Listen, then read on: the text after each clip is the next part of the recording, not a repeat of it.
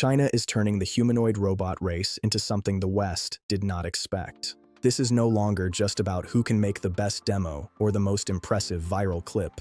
Tesla has Optimus, Figure has Figure 03, and Boston Dynamics has Atlas, but China is moving with a different strategy. Chinese companies are trying to make humanoid robots cheaper, faster, and available in real factories. UBTech is pushing toward mass production. Unitree is bringing prices down to a level that shocks the industry. XPeng, AgiBot, Fourier, Xiaomi, and many others are building a much deeper robotics ecosystem. This is why the race feels different now. The West is still showing what humanoids could become, but China is showing how quickly they can become real products. The clearest way to see this gap is by putting Tesla next to UBTech. Everyone is waiting for Tesla's Optimus Gen 3. Elon Musk has said the robot is almost ready, with only final changes left before Tesla shows it properly. Tesla is improving the hands, adding more intelligence, preparing Grok-style AI support, and even making space at Fremont by moving away from the old Model S and Model X lines for future Optimus production.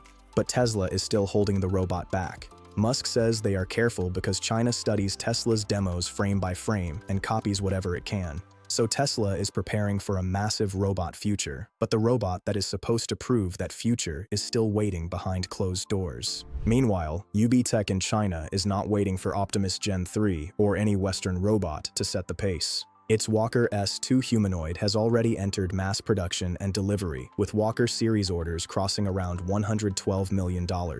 These robots are being aimed at factories, logistics, and large industrial partners, which means China is learning from real deployment while Tesla is still protecting the reveal. And when you zoom out, the same pattern appears everywhere. The West has Tesla, Figure AI, Boston Dynamics, Agility Robotics, and Apptronik. But China has UBTech, Unitree, XPeng, AgiBot, Fourier Intelligence, Xiaomi, Leju Robotics, and others moving at the same time. This is China trying to turn humanoid robots into products before the West finishes polishing its next big demo. Is Elon Musk right to worry that China will copy Tesla Optimus frame by frame, or is China already moving beyond copying? Share your thoughts in the comments. This is the next gap: testing versus deployment. In the West, Tesla Optimus is improving fast, but outside customers are still not using Optimus at large scale. Figure AI has worked with BMW at the Spartanburg plant, but even that still shows how early the West is because the robot was used for specific factory tasks, not rolled out as a wide industrial workforce. Agility has digit-handling warehouse tote work at GXO, and Apptronik has Apollo moving through industrial pilots, but most Western humanoid activity is still controlled, limited, or early stage. It proves these robots can help, but it does not prove that Western companies can deploy them in huge numbers. China is taking a more direct path. Chinese companies are not waiting for humanoids to become perfect before placing them into industrial environments. UBTech is pushing Walker S2 into mass production and delivery, while Unitree is selling humanoids that developers, labs, and companies can actually buy. XPeng has revealed its Iron humanoid and is preparing a dedicated robot production base. AgiBot is pushing shipments, Fourier is targeting healthcare and industrial use, and Leju Robotics is building for production line work.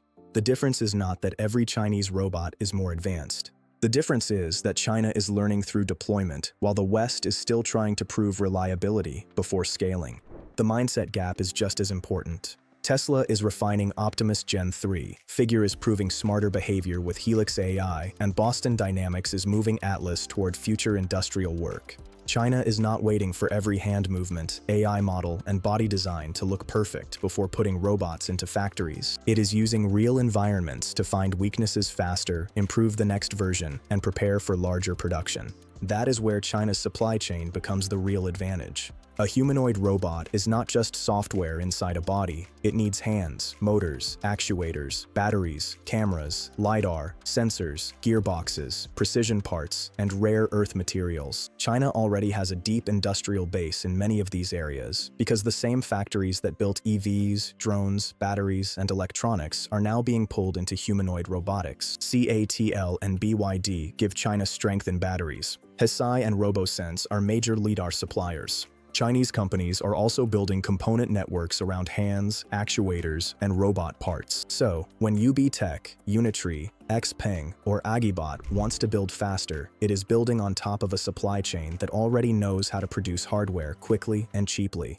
This is the harder problem for the West. Even if Western companies build smarter-looking robots, they still need affordable parts, ready suppliers, production lines, repair networks, and thousands of units in the real world.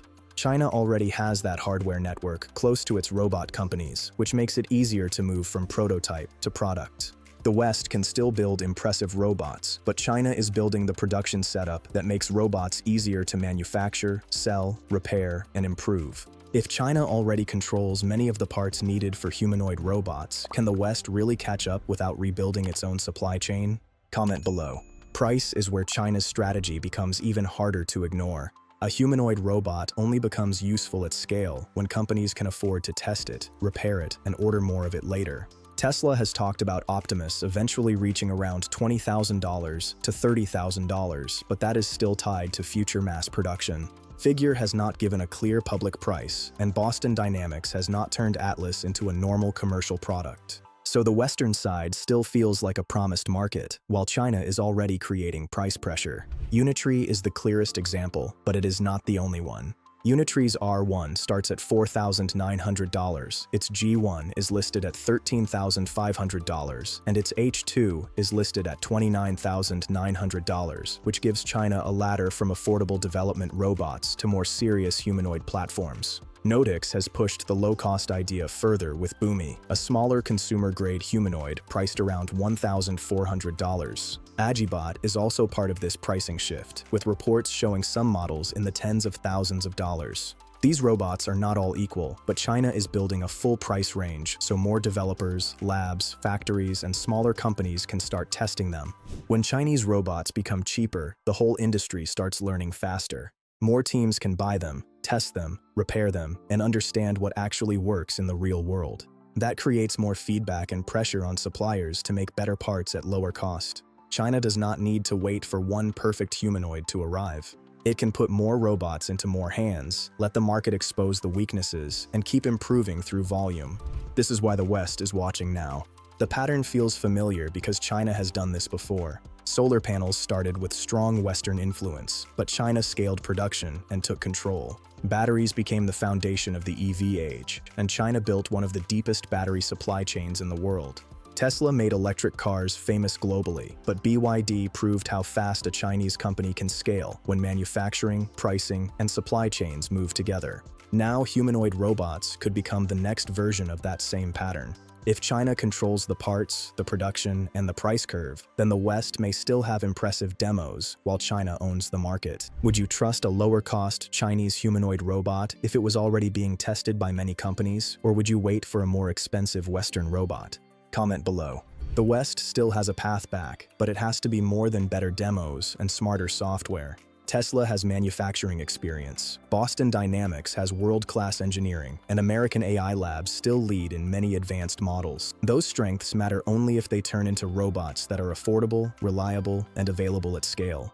A powerful AI model cannot move parts in a factory if the robot body is too expensive, too rare, or too slow to produce. So the real challenge for the West is building the factories, suppliers, repair networks, and hardware base that can turn that robot into a real product. So this race is not as simple as America versus China or Tesla versus UBTech. It is really a question of who can turn humanoid robots from exciting demos into useful products. The West still has the names everyone recognizes, but China is building everything around the robot: the parts, the factories, the prices, and the early deployments. A robot does not change the world just because it looks futuristic on a stage. It changes the world when it becomes cheap enough, reliable enough, and available enough to enter workplaces. Right now, China is moving closer to that point, faster than most people expected.